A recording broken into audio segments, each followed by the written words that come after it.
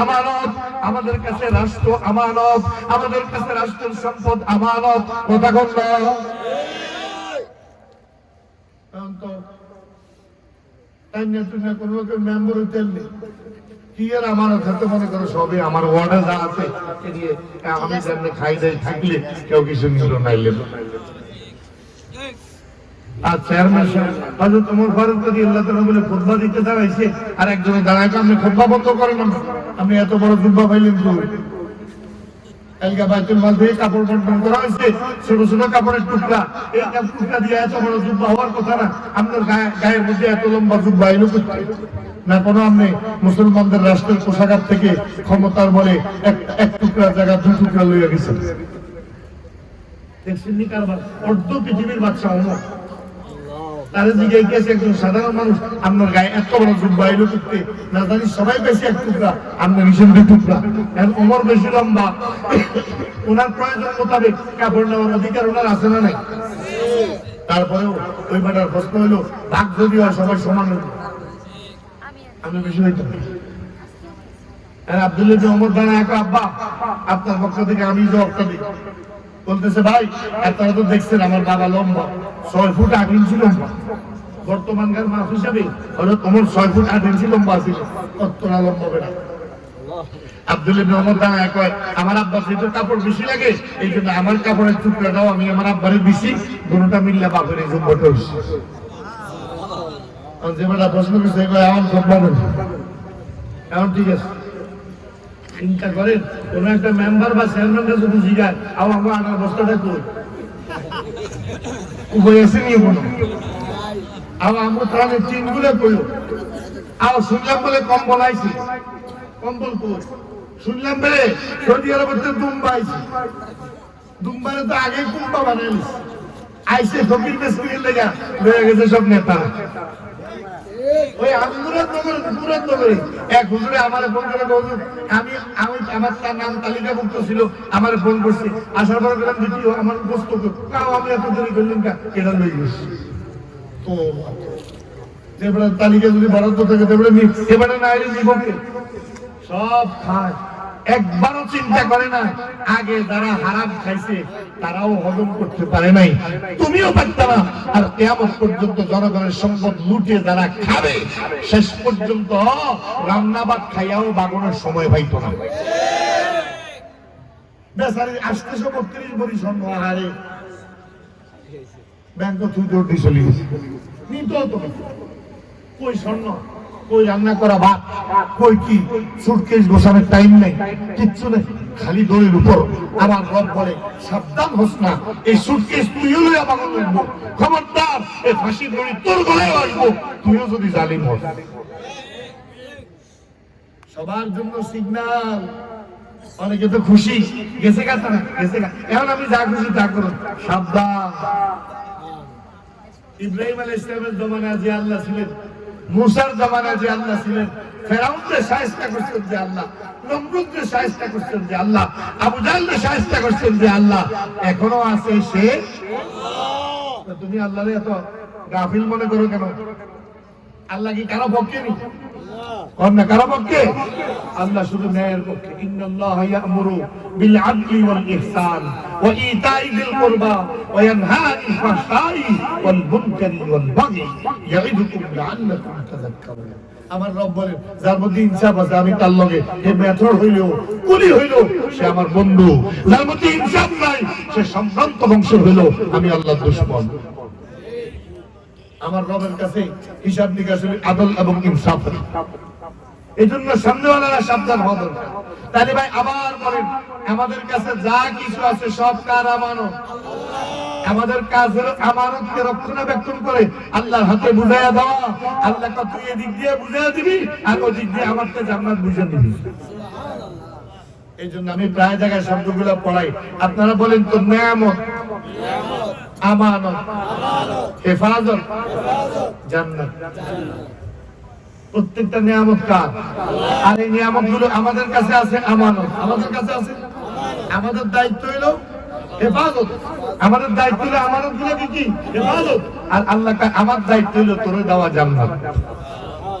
এই জন্য আমানাতুন শব্দটা শেষে একটা গোলতা আছে, নেমাতুন শব্দটা শেষে একটা গোলতা আছে, ইবাদতুন শব্দটা শেষে একটা গোলতা আছে, জান্নাতুন শব্দটা শেষে একটা গোলতা আছে। আল্লাহকে আমার নিয়ামত তোর কাছে আমানত করবি, হেফাজত নিবি জান্নাত। এজন্য এই যে কওমি মাদ্রাসা উলামা ঐক্য পরিষদ আজকে এই সম্মেলন আয়োজন করেছে, খোদার কসম ভাই, এই কওমি মাদ্রাসা বলতে যে মাদ্রাসাগুলা বোঝায়, শুধুমাত্র এই মাদ্রাসাগুলোতে এই কাম করা হয় যে মুসলমানদের সন্তানদেরকে যে আল্লাহ আমানত হিসেবে দিছে, ওই আমানতটার সহি ব্যবহারের পদ্ধতিটা এই বাচ্চাগুলোর শিখিয়ে দেওয়া হয়। একটা সহজ কথা, এই বাচ্চাগুলোর মাদ্রাসায় ভর্তি করে তাদেরকে কোরআনটা পড়ায় দেওয়া হয়, কারণ যে আল্লাহ তাদেরকে পাঠাইছে সে আল্লাহর কালাম এই কোরআনটা তারা শিখাইয়া আমানত রক্ষা করার পদ্ধতি তারা শিখানো হয়, নামাজ আমানত, এই আমানত রক্ষা করার পদ্ধতি তারা শিখানো হয়, ওযু আল্লাহর আমানত, ওযুটা সহি করে করার পদ্ধতি তারা শিখানো হয়, হালাল হারামের বিধান আল্লাহর আমানত, এগুলোর বিধান তারা শিখানো হয়, নামাজ রোজা থেকে জানাজা পর্যন্ত এই বাচ্চাগুলোকে কওমি মাদ্রাসাগুলা সাচ্চা মুসলমান বানিয়ে বের করে। এই কওমি মাদ্রাসাগুলোর উদ্দেশ্য আপনারা ভাই, এখন বাজে 10:33, এই 10:36 মোনাজাত দিব, 3 মিনিট 2 মিনিট আছে, 3 মিনিট তো চলতেই আছে, আর 2 মিনিট আছে। এই 2টা মিনিটে খালি একটা উদাহরণ শুনুন। যত স্রোত আসে এই দেশে সব রাষ্ট্রের উপরে আসে, বিদেশি স্রোত। রাষ্ট্রপ্রধান এবং রাষ্ট্রের বড় বড় কর্তাদের কিছুরে বাগায়া নিয়া এই সিলেবাস পাল্টায়, উল্টা পাল্টা সিলেবাস পড়ায়, মুসলিম জাতির জামাককে বিগড়িয়ে দেয়, তাদের চিন্তাধারাকে পাল্টায় দেয়, সব রাষ্ট্রীয় ষড়যন্ত্র, ঠিক নেই? কিন্তু কওমি মাদ্রাসা একমাত্র মাদ্রাসা যে মাদ্রাসার উপর রাষ্ট্রের কোনো কর্তৃত্ব চলে না।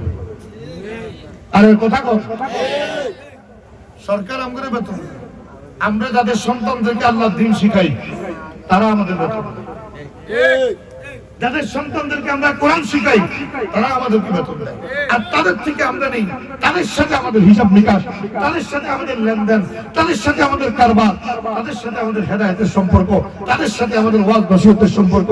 যারা রাষ্ট্র কর্তৃক নিয়ন্ত্রিত হয়, রাষ্ট্রকে যেদিকে ঘুরায় তারাও সেদিকে ঘুরে। কওমি উলামায়ে কেরাম না খেয়ে থাকে তবুও রাষ্ট্রের তত্ত্বাবধানে ঘুরে না। এই জন্য কওমি উলামাদেরকে শুধু আল্লাহ যেদিকে ঘুরায় সেদিকে ঘুরে, দুনিয়ার লোভে ঘুরে না। হ্যাঁ, 2-4 থাকতে পারে, কিয়ামত পর্যন্ত থাকবে। আমার নবীর সামনে যদি জুব্বাধারী মুনাফিক থাকতে পারে, এখনো থাকতে পারে, কিন্তু প্রকৃতপক্ষে যারা কওমি মাদ্রাসা থেকে সঠিক আদর্শ নিয়েছে, সঠিক শিক্ষা নিয়েছে, তারা কখনো ঈমান বিক্রি করতে পারে, তারা কখনো নিজের আদর্শচ্যুত হতে পারে না, কখনো নিজের রাস্তা পরিবর্তন করতে পারে না। এই কওমি মাদ্রাসার বারান্দায় বসে বসে, ছেঁড়া বিছানায় বসে বসে বাচ্চাদেরকে নবীর হিজরতের কাহিনী পড়ানো হয়। ওই বাচ্চাগুলোর মানসপটে এক চিন্তার উদয় হয় যে আমার নবী নিজের জন্মভূমি ছাড়লেন, তবু ঈমান ছাড়লেন না, আমিও প্রয়োজনে আমার সব ছাড়বো, কিন্তু আমার ঈমান ছাড়বো। এই সবক এই বাচ্চাগুলোকে দাও।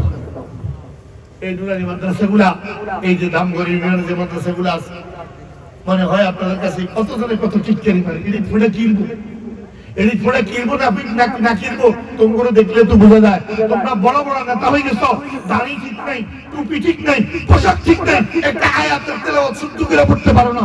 তোমরা এই নুরানি মাদ্রাসাগুলোর মর্যাদা কিভাবে বুঝবে? আগে যদি ইয়ালে পড়তা 3 বছর, তারপরে যদি বড় নেতা হইতা, তাহলে অন্তত কোরআন শরীফটা শুদ্ধ করে পড়তা, অন্তত মানুষের সামনে কোরআন সুন্নাহটা শুদ্ধভাবে উপস্থাপন করতে পারত। এই নুরানি মাদ্রাসাগুলোর মর্যাদা বুঝে আইতো না সাধারণ। আপনি আইসা দেখেন কি শিখানো হয় বাচ্চাগুলো। এই বাচ্চাগুলো হাতের লেখা কত শেখে, কত মেহনত। এই জন্য ভাই এই কওমি মাদ্রাসাগুলা এই গত বছর 350 কোটি টাকা নরেন্দ্র মোদী দারুল দেওবন্দে দেওয়ার জন্য, দেওবন্দ মাদ্রাসা দেওয়ার জন্য স্বরাষ্ট্রমন্ত্রীকে পাঠাইছে। দারুল দেওবন্দ থেকে লিখিতভাবে জানায়া দেওয়া হয়েছে, আমরা দুঃখিত, আমরা সরকারি প্রণোদনা গ্রহণ করি না। ফিরাই দিছে। আজকে 300 কোটি টাকা দিল, আগামীকাল মোদীর পক্ষ থেকে লোক এক হইলো, সরকার হুকুম দিছে এটা করতে হইব, সরকার হুকুম দিছে এটা করতে হইব। এক ফাজিল মাদ্রাসার অফিসে গেছি, যা দেখি যে প্রিন্সিপাল সাহেবের মুখ যত বড়, ফিসি দিয়া নেয় তার ছবি এত বড়। কি সরকারি অফিসগুলোতে আছে না? এ বাপ মাইয়া জামাই বউ এইভাবে তো চলতেছে, ছবি ছবি একের পর এক ছবি, যে সরকার তার ছবি লাগায় তো লাগাই রাখছে। আমি কিন্তু তো বাস্তা করলাম, আপনি একটা প্রিন্সিপাল বড় আলেম, আপনার মাথার উপরে এটা কিতা সরকারের নিয়ম। আলহামদুলিল্লাহ, এটাই আমাদের সক্রিয়তা। কোন সরকারের বাপের ক্ষমতা নেই কথা বলা যে কমি মাদ্রাসার অফিসের মধ্যে তার নেতার ছবি লাগাই। তোর খাই না, আমি তোর কথা বলতাম কিনলে। যদি আমার ইমানের প্রশ্ন আসে, রাখো না তোমার মাদ্রাসা, রাখো তোমার জিম্মাদারি। আমি আমার ইমান যদি ঠিক রাখতে পারি, পৃথিবীর যেখানেই যাব আমার জিম্মাদার কে? আল্লাহ। এটা না ইমান। আমাদের বাচ্চাদেরকে আমরা সেই ইমানের সবক, এই জন্য এই সম্মেলনটা মাশাআল্লাহ আয়োজন করছে। যদিও আমাদের আব্দুল আউয়াল সাহেব হুজুর আমাদের দেশের শীর্ষস্থানীয় মুরব্বী, এই নারায়ণগঞ্জের হুজুরে দাওয়াত দিয়েছিলেন, তারা বড় আশা কইরা হুজুর বড় বুজুর্গ সুন্দর নসিহত করেন, কিন্তু দুর্ভাগ্য অসুস্থ মানুষ বেশি অসুস্থ হয়ে গেছে, আসতে পারলেন। এই জন্য হয়তো আপনাদের কিছু অতৃপ্তি রয়ে গেছে, কিন্তু আপনারা কোরআনের জলসা যে আসছেন ইনশাআল্লাহ ঠকবেন না। আল্লাযীনা হুম লিআমানাতিহিম ওয়া আহদিহিম রাউন, এই আয়াতটা আমি পড়েছি। আল্লাহ বলেন যারা তাদের ওয়াজ নসিহত সবকিছু শুনে আমানত চিনে, আমানতগুলোর হেফাজত করে, নিজেদের জবানের কথাগুলো একটু রক্ষা করে, আমি আল্লাহর হুকুম মেনে চলে, আল্লাহ বলেন আমি তাদেরকে জান্নাতুল ফেরদাউস উপহার দিব। আল্লাহ তাআলা আমাদেরকে এই সংক্ষিপ্ত সময়ে বলা কথাগুলো আমাদের জীবনে বাস্তবায়ন করার তৌফিক দান করেন, আমিন। সুবহানাল্লাহি ওয়া বিহামদিহি, সুবহানাকাল্লাহুম্মা বিহামদিক, আশহাদু আল্লা ইলাহা ইল্লা আনতা, আস্তাগফিরুকা ওয়া আতুবু ইলাইক। আমরা যারা অসুস্থ, অনেকেই অসুস্থ আছে এখানে, রোগীরা দোয়া চাইছেন, আমরা সবাই সবার জন্য দোয়া করি, দুরূদ শরীফ পড়ি। আল্লাহুম্মা সাল্লি আলা সাইয়্যিদিনা ওয়া নাবিয়্যিনা ওয়া শাফিঈনা ওয়া হাবিবিনা ওয়া মাওলানা মুহাম্মদ সাল্লাল্লাহু তাআলা আলাইহি ওয়া আলা আলিহি ওয়া আসহাবিহি ওয়া বারাকা ওয়া সাল্লাম। ইলাকান্দা ওয়ালারা এই পর্যন্ত 47টা কল দিয়েছে। তুমি একটু কথা বলো। اللهم أنت السلام ومنك السلام، تباركت يا ذا الجلال والإكرام. ربنا ظلمنا أنفسنا وإن لم تغفر لنا وترحمنا لنكونن من الخاسرين. ربنا آتنا في الدنيا حسنة وفي الآخرة حسنة وقنا عذاب النار. رب ارحمهما كما ربياني صغيرا. আল্লাহ এই ধামঘর কওমি উলামায়ে কেরাম, কওমের খেদমতকারী উলামায়ে কেরাম, জনসাধারণ, তাওহীদি জনতা, মুমিনদেরকে নিয়ে এই সম্মেলনের আয়োজন করেছে। আল্লাহ শেষ সময়ে সবাইকে সঙ্গে নিয়ে ভিক্ষুকার কাঙালের মতো তোমার দরবারে দুই হাত বাড়িয়েছি। ও কারীম, জীবনভর যত গুনাহ আমরা করেছি, আয় আল্লাহ ভিখারি হয়ে তোমার দরবারে আসছি, তোমার কোরআনের মজলিসে বসছি, তোমার প্যারা বন্ধুদের সাথে হাত তুলছি। আয় আল্লাহ এই কোরআনের মজলিস আর ফেরেশতাদের হাতগুলোর দিকে তাকিয়ে আমাদের জীবনের গুনাহগুলো মাফ করে দাও। আয় মাওলা আমাদের মা বাবাকে ক্ষমা করে দাও। কার জানি মা কবরে আছে, কার জানি বাবা কবরে আছে। এমনও ভাই এখানে আছে যার মা বাবা দুইজনই কবরের বাসিন্দা হয়ে গেছে। কেমনে তুমি কবরে রাখছো আমরা জানি না। ও কারীম, যত কষ্ট মা আমাদের জন্য করেছেন, বাবা করেছেন, আর কবরে তাদেরকে কষ্ট দিও না। তাদের কবরকে তুমি জান্নাতের টুকরা বানাও, তাদের কবরকে জান্নাতের নূর দ্বারা ভরে দাও। আল্লাহ যাদের মা বাবা জীবিত আছে হায়াত দারাজ করো, আমাদেরকে মা বাবার খেদমত করার তৌফিক দান করো। মা বাবার সাথে বেয়াদবি করা থেকে আমাদেরকে হেফাজত করো। আল্লাহ বিশেষ করে যুব সমাজকে মা বাবার খাদেম বানায় দাও। আল্লাহ ওগো মালিক, আমাদের মধ্যে যারা অসুস্থ আছে সুস্থ করে দাও। কত ভাই বোন কত জায়গায় অসুস্থ হয়ে তড়পাইতেছে, কত রোগী হাসপাতালের বিছানায় ছটফট করতেছে। ও আল্লাহ ও করিম, সমস্ত বিমারকে তুমি শিফার নিয়ামত দিয়া দাও। আল্লাহ কঠিন কঠিন রোগ ব্যাধি দিয়া তুমি আমাদেরকে পরীক্ষা করে না। আমরা তোমার কাছে সুস্থতা ভিক্ষা চাই, সুস্থতার সাথে আমাদেরকে নেক হায়াত দিয়া দাও আল্লাহ। আল্লাহ জীবনের শেষ দিন পর্যন্ত সুস্থ থেকে মসজিদে গিয়ে জমিনে সিজদা করে কবরে যাওয়ার তৌফিক দিও আল্লাহ। যার যত সমস্যা আছে সমাধান করে দাও, যার যত পরেশানি আছে দূর করে দাও, যার যত হাজত আছে পুরা করে দাও আল্লাহ। এই ইসলামী মহাসম্মেলনকে তুমি কবুল আর মঞ্জুর করো। যে সকল উলামা হযরতগণ রাত দিন মেহনত করে জলসার আয়োজন করেছে আল্লাহ, কত মেহনত, কত কষ্ট, কত পরিশ্রমের পর একটা সম্মেলনের আয়োজন হয়। যে সকল ভাইরা রাত দিন একাকার করে এই মেহনতটা করেছে, কিয়ামতের দিন মুসিবতের সময় আজকের এই জলসাকে তাদের সবার নাজাতের উসিলা বানিয়ে দিও আল্লাহ।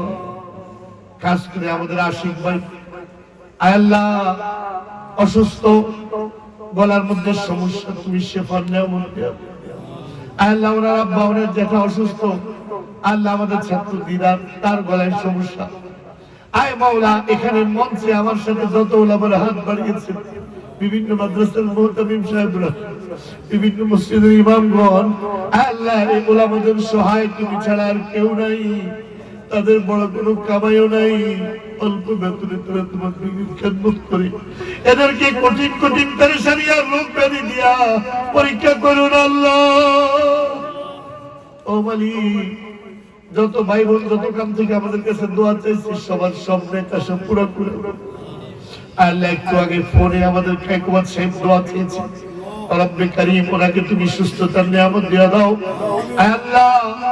মানুষের খেদমতের জন্য ওনার অন্তরে যে স্বপ্নগুলো আছে পুরা করার তৌফিক দাও আল্লাহ। আমাদের দেশের উপর তুমি রহমতের ফয়সালা করো, এই দেশে তোমার কিতাব আর তোমার নবীর সুন্নাহ কায়েম করে দাও। সমস্ত শিরক বিদআত আর নাফরমানির অবসান ঘটিয়ে দাও আল্লাহ। আমাদেরকে তুমি তোমার দ্বীনের জন্য কবুল করো, আমাদের কাছে থাকা তোমার সমস্ত আমানত ইবাদতের তৌফিক দান করো আল্লাহ। কারণ তোরে কোন নেক আশা আছে আমি জানি না, কাউকে তুমি খালি ফিরায় দিও না আল্লাহ। এই জলসা থেকে কাউকে তুমি মাহরুম করে বাড়িতে ফিরাইও না। ও মাওলা, কখন জানি জীবনের শেষ দিন এসে আমরা জানি না, আমাদের জীবনের শেষ দিনটাকে সর্বশ্রেষ্ঠ দিন বানিয়ে দিও। কবরে তোমার কালামকে আমাদের সঙ্গী বানাও। হাসরের মাঠে হিসাব নিও না আল্লাহ, হিসাব নিলে আমরা ধরা পড়ে যাব। বিনা হিসাবে তোমার জান্নাতের মেহমান বানাও। ওগো মালিক, ওগো করিম, ওগো রহমান, যে নবীকে আমরা জীবন থেকে বেশি ভালোবাসি, ওই নবীর পবিত্র হাতের এক ফোঁটা হাউজে কাউসারের পানি আমাদের সবার ভাগ্যে জুটে দিও আল্লাহ। এই জলসা আয়োজন করতে গিয়ে একটা পয়সা দিও যারা সহযোগিতা করেছে, দোয়া করেছে, অন্তত উপস্থিত হয়েছে, অথবা উপস্থিত হইতে পারেনি, দূর থেকে দোয়া করছে, সবাইকে তুমি মাফ করে দাও। সবার সব অবদানকে তুমি কবুল আর মঞ্জুর করো আল্লাহ। আমরা যা চাইছি তা তুমি দিয়া দাও, যা চাইতে পারি নাই এই মুহূর্তে হয়তো মনে পড়ে নাই আল্লাহ, তাও তুমি আমাদের পুরা করে দাও আল্লাহ। সাদা দাড়িগুলোর দিকে তাকিয়ে দোয়াগুলো কবুল করো, এই মাসুম নিষ্পাপ বাচ্চাদের হাতগুলোর দিকে তাকিয়ে দোয়াগুলো কবুল করো। সুবহান রাব্বিকা রাব্বিল ইজ্জাতি আম্মা ইয়াসিফুন ওয়া সালামুন আলাল মুরসালিন ওয়ালহামদুলিল্লাহি রাব্বিল আলামিন। আসসালামু আলাইকুম।